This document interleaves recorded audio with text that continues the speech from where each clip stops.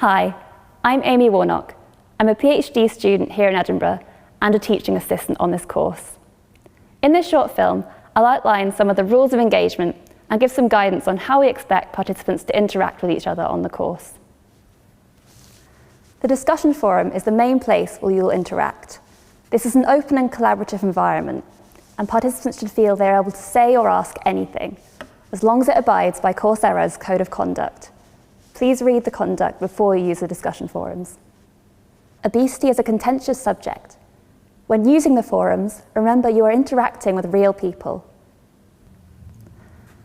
Please be sensitive to this when posting questions or comments.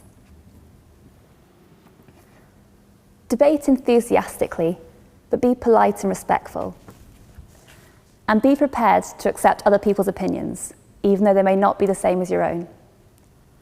Use evidence to support your arguments.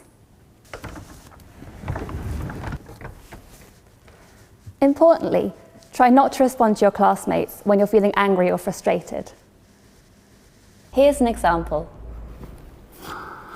So I've got this Uncle Murdo, right? He's 93 years old, but for 60 years he was addicted to carrots. He cured himself of this, however, by a stringent diet of watermelons and cabbage soup. That is interesting, but it's just one example from one person. What do you think about food addiction more generally? Food addiction? Well, obviously it's real. It stands to reason, doesn't it? All these foods that have all this sugar and fat in it. Did you know that sugar is just the same as an addictive drug? What's the scientific consensus on that? If you don't believe me about food addiction and you don't believe my Uncle Murdo's story, that makes you completely stupid.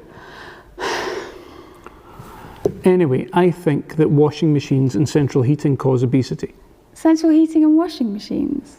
Yeah, central heating keeps our bodies warm so we don't have to do it. And washing machines do lots of work for us so we don't use energy that way.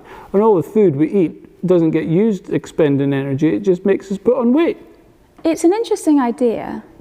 Do you have any evidence for it? Probably, but it just makes sense when you think about it. Well, not necessarily. There are lots of things that appear to be related but aren't causally linked. Storks and babies, for example. Never mind storks, there's lots of evidence that these cats and dogs that live in our houses that are nice and warm, well, they're getting fat too. In addition to interacting on the forums, you'll peer assess each other's work. Please see How Does Peer Assessment Work on the course pages for guidance on what to expect when you give and receive feedback. Thanks for watching, and we hope you enjoy the course.